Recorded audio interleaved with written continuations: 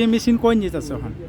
আমরা 14 বৈজনগর ওয়াইকনগর district council ইলেকশনের ইভিএমগুলি মোহনপুরের কলেজে নিয়ে যাব, স্ট্রং রুমে ওইখানে থাকবে। তারপরে 8 তারিখ আমাদের হবে কমিশনিং।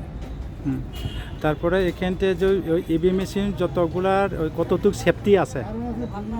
ইভিএম মেশিন তো এখানে ডিএম অফিস থেকে এফএলসি মানে ফার্স্ট লেভেল চেকিং করে দিয়েছে, যে মেশিনগুলো ভালো ওইগুলোই আমাদেরকে দিয়েছে। তারপরেও আমাদের কমিশনিংয়ের সময় যদি কোনো ভুল ত্রুটি ধরা পড়ে ইসিআইএলের ইঞ্জিনিয়াররা আছেন, ওনারা চেক করবেন। আর রিজার্ভ মেশিন সব সময় দেওয়া থাকে, 50% রিজার্ভ আছে। যদি কোনো মেশিন খারাপ করে আমরা রিপ্লেস করে দেবো।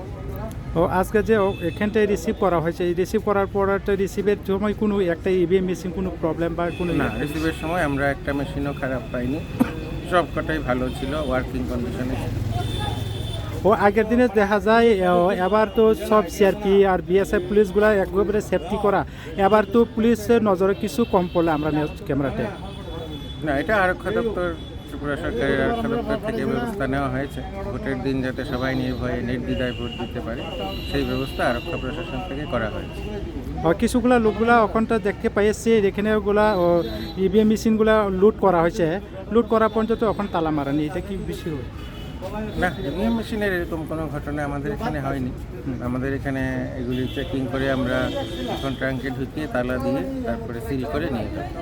কতদিন স্টাফ আপনারা এখানে রিসিভ নিয়ে পড়ে? আমরা 10 জন এসেছি। আপনার পরিচয়? আমি ARO, assistant returning officer, 14 Baijnagar ওয়াকিংনগর district council constituency. Thank you.